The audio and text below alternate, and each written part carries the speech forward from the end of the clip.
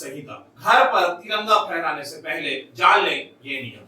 आजादी के अमृत महोत्सव के दौरान 13 अगस्त से 15 अगस्त तक हर घर तिरंगा अभियान चलाया जा रहा है। इस दौरान लोग घरों में तिरंगा फहरा सके। ऐसा माना जाता है कि 7 अगस्त सन 1906 को कोलकाता के पारसी बागान चौराहे पर पहली बार झंडा फहराया गया। इस झंडे में लाल और हरे रंग की आड़ी पट्टियां थी। इसके बाद सन 1921 में स्वतंत्रता सेनानी पिंगाली वेंकैया ने झंडे को एक मूल डिजाइन के प्रस्ताव पर महात्मा गांधी से मुलाकात की।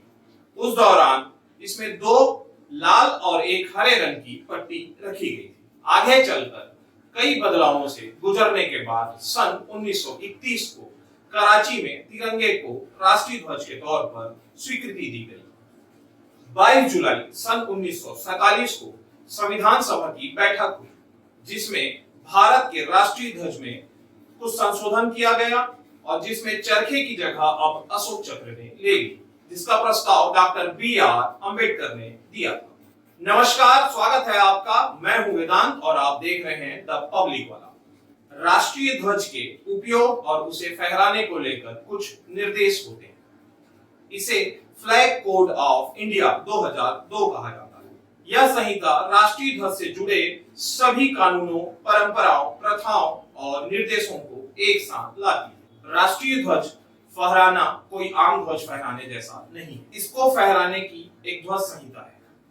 इसकी जानकारी हर नागरिक को होनी चाहिए ताकि ध्वज का किसी भी तरह से कोई अपमान नहीं हो।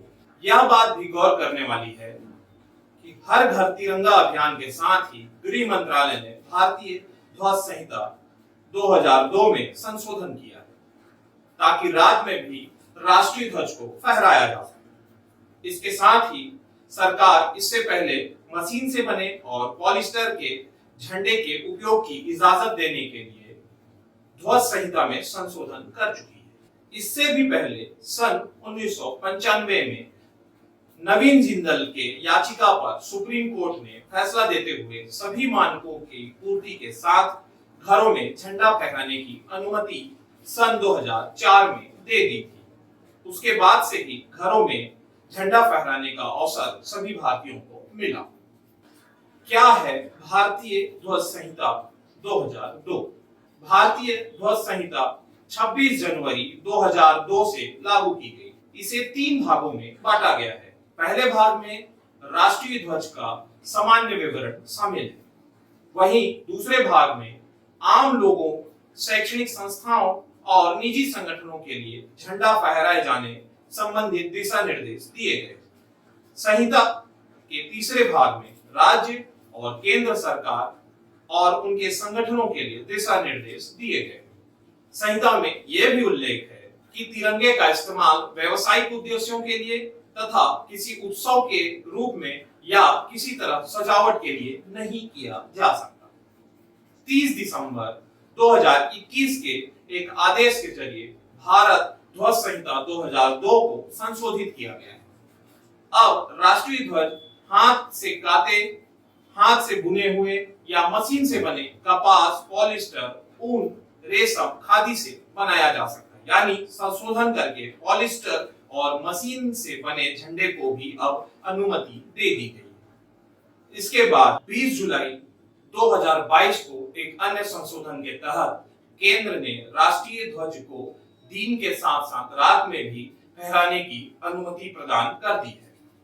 लेकिन यह तभी होगा जब झंडा किसी खुले स्थान पर किसी के घर पर फहराया जाएगा। इसके पहले के नियम के अनुसार तिरंगा केवल सूर्योदय से सूर्यास्त के बीच ही फहराने का नियम था, जो अब बदल गया। अब आपके मन में यह आ रहा होगा कि इस संशोधन की आखिर जरूरत क्यों पड़ी। तो आपको बता दें कि यह संशोधन आजादी की 75वीं वर्षगांठ मनाए जाने के दौरान आया ताकि लोगों को अपने घर पर झंडा फहराने के लिए प्रोत्साहित किया जा सके। सरकार का यह मानना है कि राष्ट्रीय ध्वज संहिता में संशोधन से राष्ट्रीय ध्वज आम जनता के लिए सहज उपलब्ध हो जाएगा। इस संशोधन से मिले अधिकार से जहां बहुत सारे लोग उत्साह में हैं, वहीं कुछ लोग इसकी आलोचना भी कर रहे हैं। झंडे के पॉलिस्टर और मशीन से बनाए जाने को लेकर सवाल खड़े किए जा रहे हैं, जिसे लेकर विपक्ष का तर्क यह है कि तिरंगे और खादी के बीच जो एक गहरा नाता था, जो इस ध्वज संहिता के संशोधन से टूट गया है। वहीं खादी बुनकरों और कार्यकर्ताओं में के एक समूह ने संशोधन के विरोध में आंदोलन भी शुरू कर दिया। कर्नाटक खादी ग्रामोद्योग संयुक्त संघ, जिसे KKGSS के नाम से भी जानते हैं, तिरंगे में उपयोग में लाई जाने वाली सामग्री के लिए भारतीय मानक ब्यूरो द्वारा अनुमोदित एकमात्र खादी इकाई होने का जो दावा करती है। इसकी शुरुआत सन 1 नवंबर 1975 को खादी के कपड़ों को बढ़ावा देने के लिए की गई। बीते 15 सालों में यह संगठन 5 करोड़ से भी ज्यादा तिरंगों का निर्माण अब तक कर चुका है। हर साल आजादी के दिन इन्हें करीब 3 से 4 करोड़ झंडों का ऑर्डर मिलता था, जो इस संशोधन के बाद अब बहुत कम हो गया। हम 15 अगस्त को आजादी की 75वीं वर्षगांठ मनाने जा रहे हैं। इस अमृत महोत्सव में भारत के 20 करोड़ घरों में झंडा लगाने का लक्ष्य रखा गया है। प्रधानमंत्री नरेंद्र मोदी ने सभी देशवासियों से अपील की है कि भारतीय ध्वज के सम्मान में 13 अगस्त से 15 अगस्त के दौरान अपने घरों में भारतीय झंडा सभी फहराएं। इसके साथ ही सभी सरकारी कार्यालयों, रेसिडेंशियल वेलफेयर एसोसिएशन और व्यापारी वर्ग को भी अपने क्षेत्र और कार्यालय में झंडा फहराने की अपील की गई है। एक बात तो आप भी मानेंगे, जब खेल के मैदान में हम अपने खिलाड़ियों को हाथों में तिरंगा लेकर जीत का जश्न मनाते हुए देखते हैं, तो हमारे अंदर का जोश भी दुगना हो जाता है। ऐसा नहीं है कि हमारा तिरंगा सिर्फ ऊंचाइयों में लहराता है, हमारे शहीदों के सम्मान में उनके सीने से लिपट कर अपने आंचल में उन्हें समेट लेता है। विजयी विश्व तिरंगा प्यारा, झंडा ऊंचा रहे हमारा। जय हिंद। आजादी के अमृत महोत्सव की आप सबको हार्दिक शुभकामनाएं।